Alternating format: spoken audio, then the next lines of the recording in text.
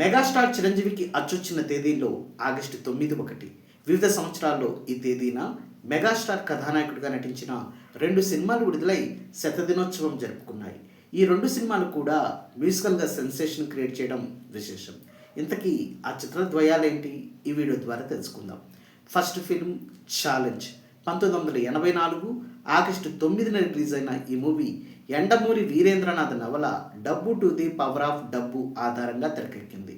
అగ్రదర్శకుడు ఏ కోదండరామిరెడ్డి రూపొందించిన ఈ సినిమాలు మెగాస్టార్ చిరంజీవికి జోడీగా talented actors Suhasini, lady super star Vijayashanti అలరించగా క్రియేటివ్ కమర్షియల్స్ పతాకంపై కెఎస్ రామారావు నిర్మించారు. మ్యూజిక్ మాస్టర్ ఇళయరాజా సంగీత సారథ్యంలో రూపొందిన పాటలన్నీ విశేష ఆదరణ పొందాయి. యువత సాధించలేనిది ఏదీ లేదు అనే అంశంతో రూపొందిన ఛాలెంజ్ సినిమా అప్పటి యువతరాన్ని విశేషంగా అలరించింది.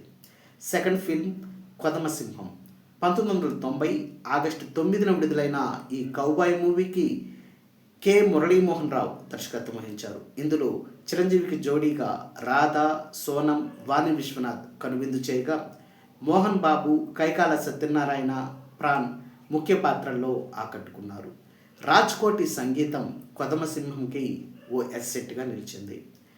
కైకాల సత్యనారాయణ సమర్పణలో రమా ఫిల్మ్స్ పతాకంపై కైకాల నాగేశ్వరరావు నిర్మించిన కొదమసింహం చిత్రం విజయపదంలో పయనించింది. డియర్ మెగా ఫ్యాన్స్, వీటిలో మీరు ఎక్కువసార్లు చూసిన సినిమా ఏది? అలాగే ఏ సినిమాని ఏ థియేటర్లో చూసారో కామెంట్ బాక్స్లో పోస్ట్ చేయండి.